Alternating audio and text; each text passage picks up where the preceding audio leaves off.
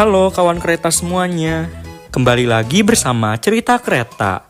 Dan pada episode kali ini, kita akan membahas tentang lokomotif CC202. Sejak masa Hindia Belanda, kereta api sudah menjadi andalan untuk transportasi batu bara di Pulau Sumatera. Karenanya pada tahun 1981, kereta api pun juga dipilih sebagai transportasi pengangkut batu bara untuk memasok kebutuhan dari PLTU Suralaya. Batu bara tersebut akan diangkut oleh kereta api dari tambang yang ada di Tanjung Enim menuju ke Tarahan di Sumatera Selatan. Untuk mendukungnya, dilakukan peningkatan pada jembatan dan jalur rel, jalur baru sepanjang 30 km, pembangunan stasiun baru di Tanjung Enim dan Tarahan, serta juga pembangunan fasilitas bongkar muat batu bara. Dari sisi sarana, sebanyak 259 gerbong tipe KKBW berkapasitas 50 ton juga diimpor dari Kanada. Namun pada saat itu, lokomotif yang ada seperti BB202 dan BB203 dianggap kurang cocok untuk digunakan kereta batu bara yang dimana akan lebih panjang dan lebih berat ini. Karena hal itu, perusahaan Jawatan Kereta Api atau PJKA kemudian melakukan kontrak dengan Elektromotif Diesel atau EMD untuk pembelian sebanyak 30 lokomotif seharga 77,4 miliar rupiah. Lokomotif yang dipilih merupakan tipe G26 yang juga digunakan oleh negara lain seperti Australia, Argentina, Mesir, Israel, Taiwan, dan juga Korea Selatan. Lokomotif pesanan PJKA memiliki livery dengan warna krem hijau dan logo Wahana Daya Pertiwi pada bagian hidungnya. Lokomotif ini juga memiliki sebuah topi untuk melindungi kaca dan lampu depan dari batu bara yang berjatuhan dari pemuat batu bara. Dari segi spesifikasi, kode G menandakan desain standar untuk ekspor di luar Amerika Serikat dan Kanada.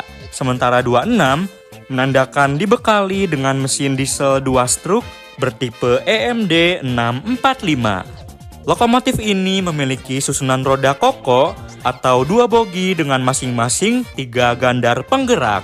Memiliki jenis transmisi elektrik dengan kecepatan maksimum 80 km per jam. Ditenagai oleh mesin diesel tipe 645 dengan 16 silinder yang menghasilkan daya sebesar 2.250 tenaga kuda.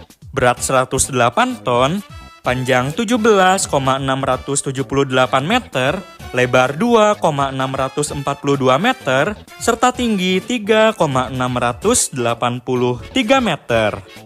15 unit selesai diproduksi pada tahun 1986 dan diberikan nomor CC20201 hingga CC20215.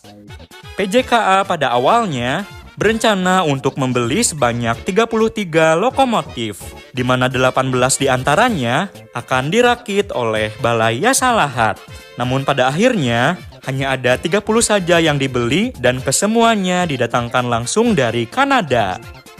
Sementara itu, sebelumnya pada Januari tahun 1986, kereta batu bara pemasok PLTU Suralaya juga sudah mulai menjalani uji coba. Rangkaiannya sendiri memiliki panjang sekitar 650 meter, menjadikannya sebagai kereta api terpanjang di Indonesia, serta membuatnya dikenal sebagai babaranjang atau batu bara rangkaian panjang. Namun dikarenakan CC202 belum siap dioperasikan, maka lokomotif BB203 ataupun CC201 digunakan untuk sementara waktu. Operasional babaranjang akhirnya diresmikan pada 1 Oktober 1986 dengan CC202 sebagai lokomotif dinasannya. Dalam operasionalnya, 2 unit lokomotif CC202 digunakan untuk menarik rangkaian babaranjang yang terdiri dari 40 gerbong KKBW, di mana total tonase muatan batu baranya mencapai hingga 2.400 ton. 15 lokomotif lainnya kemudian tiba pada Januari tahun 1990. mendapatkan nomor CC20216 hingga CC20230. Lokomotif ini terbukti sangat sesuai dengan peruntukannya sebagai penarik rangkaian babaranjang yang sangat berat. CC202 pada saat itu pun menjadi lokomotif terkuat sekaligus terberat di Indonesia. Walaupun mesin diesel dengan 16 silinder yang dimilikinya juga membuat CC202 terhitung sangat boros bahan bakar. Seiring dengan berubahnya PJKA menjadi Perumka pada tahun 1991, satu persatu lokomotif CC202 juga mulai menggunakan livery baru yang berwarna merah dan biru. Puas dengan performa lokomotif ini, Perumka pun juga kembali memesan CC202 dari EMD sepanjang tahun 1990-an hingga awal tahun 2000-an, di mana ada sebanyak 3 unit yang didatangkan pada tahun 1995, 4 unit pada tahun 2001, dan 2 unit pada tahun 2002. Kesembilan lokomotif tersebut mendapatkan nomor CC20231 hingga CC20239.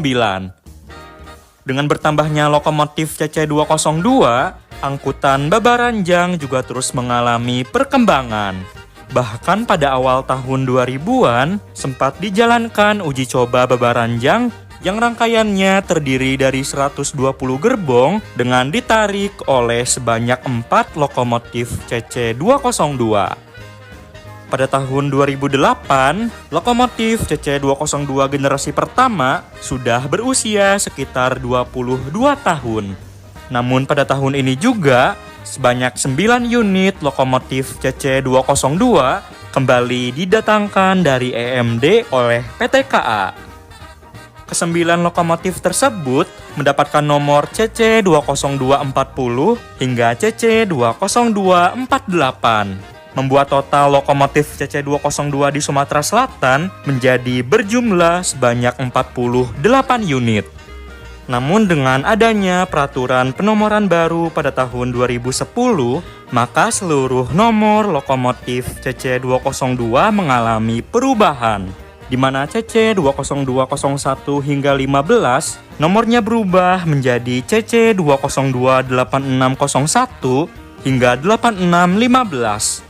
CC20216 hingga 30 menjadi CC2029001 hingga CC2029015. CC20231 hingga 33 menjadi CC2029301 hingga 9303. CC20234 hingga 37 menjadi CC2020101 hingga 0104. CC20238 dan 39 menjadi CC2020201 dan CC2020202 serta CC20240 hingga 48 menjadi CC2020801 hingga 0809. Pada 10 Februari tahun 2012, babaranjang yang ditarik oleh lokomotif CC2029001 dan 9005 mengalami tabrakan dengan kereta batubara lainnya di petak antara stasiun Niru dan stasiun Penimur.